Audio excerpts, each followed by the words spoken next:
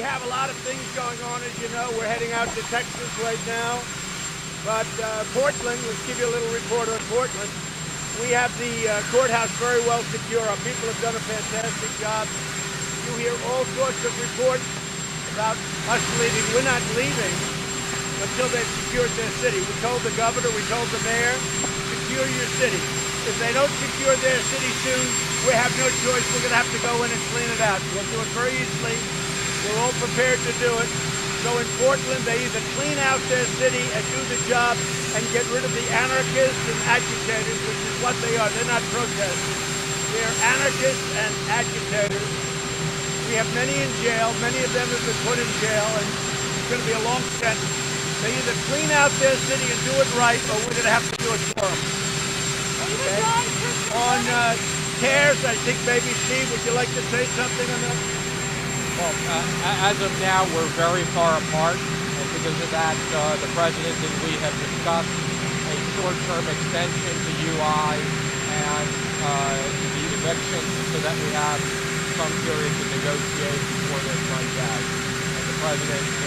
we want to work on the eviction so that people don't get evicted. You work on the payments to the people, and the rest of it, we're so far apart, we don't care. We really don't care.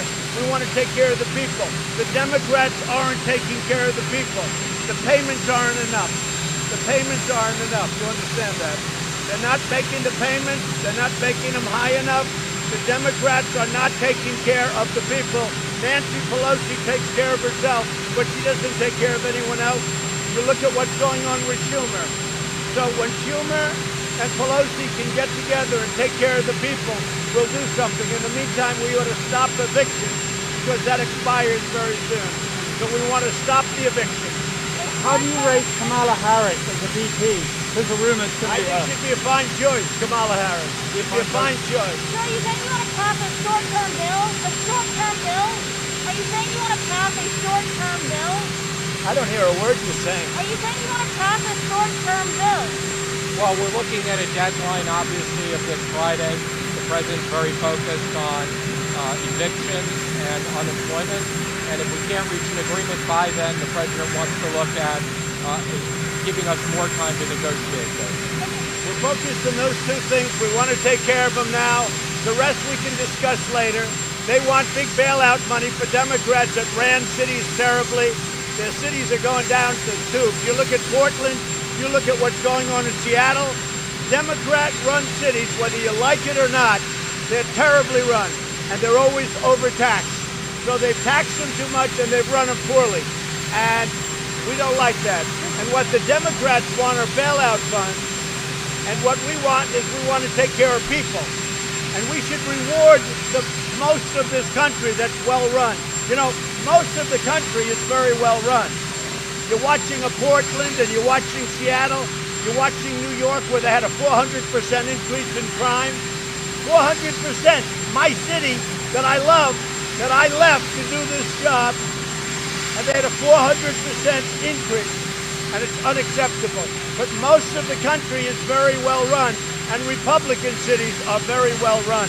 And it's a shame to reward badly run, radical left Democrats with all of this money that they're looking for cities to throw it away on cities that are poorly run. What about the FBI money? Are you confident that Russia did not place bounties on U.S. troops? As I told you, I've frequently read about it, and since then I've talked about it.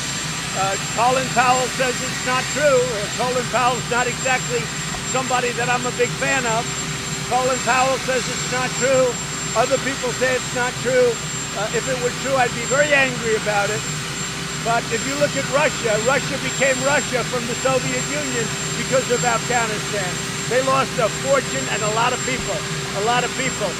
So I don't know why they'd be doing it, but if you tell me they're doing it, I will certainly take that under consideration. How would you respond if Russia did turn out to have done that? How would you respond? I would respond appropriately. Nobody has been tougher on Russia. Nobody has been tougher on China. Nobody has been tougher on Iran than me. And it's not even close. And everybody knows it. Nobody's been tougher on Russia, China, or anybody else than me, including our allies, NATO, who I got to pay $140 billion more money. $140 billion. You know what that is? And you know why? That's to hold Russia in check.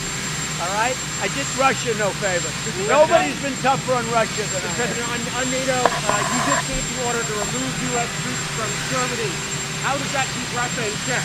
Well, Germany's delinquent. They haven't paid their fees. They haven't paid their NATO fees. And they're way off. And they've been off for years, and they have no intention of paying it. And the United States has been taken advantage of on trade and on military and on everything else for many years. And I'm here, and I've been straightening it out. But Germany owes billions and billions of dollars to NATO. And why would we keep all of those troops there? And now Germany's saying it's bad for their economy. Well, it's good for our economy. Germany is delinquent. They're at 1%. They should be at 2%. And actually, everybody should be at 4%, not 2%, because 2% is too low. But they're at 1%. And they've taken advantage of us for many years. And you think that's bad? They take worse advantage on trade. And I was all set to fix that, and then we got hit with the China plague. But we'll be fixing it. And a guy like Biden, this country wouldn't have a chance. With Biden, our country wouldn't have a chance. Go ahead. But because of China, they closed our consulate in Chengdu. Are you planning a response for that move by China?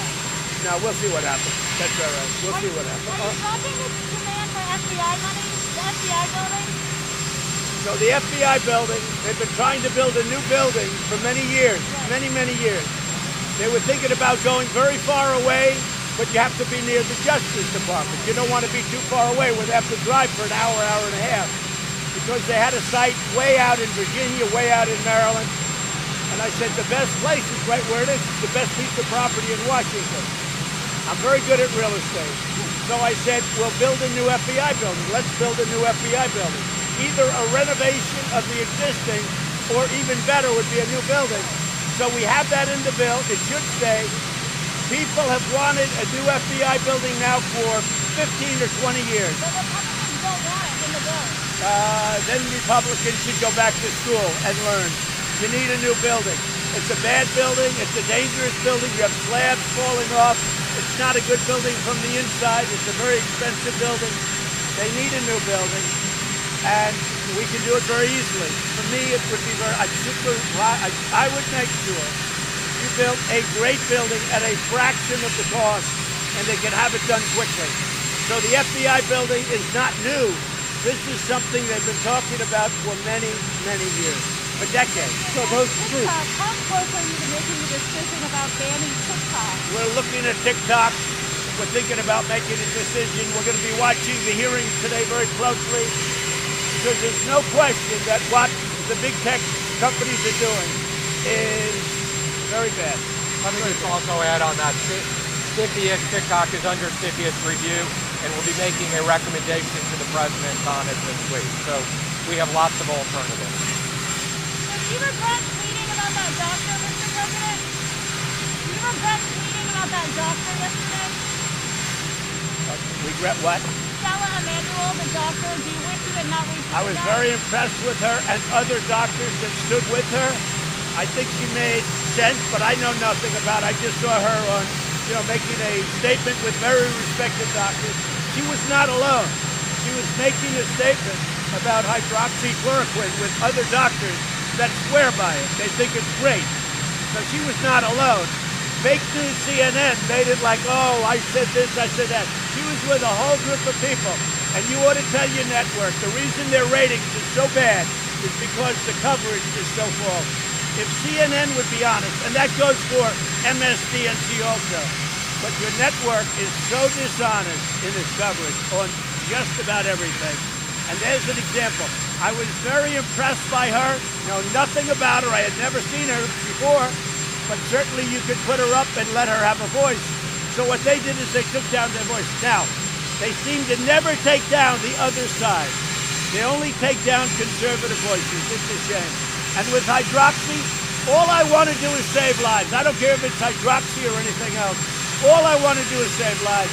If we can save lives, that's great. Now, one thing, We're doing very well on vaccines and very well on therapeutics. So that's very important. But I happen to be a believer in hydroxy. I used it. I had no problem. I happen to be a believer. Many, many people agree with me.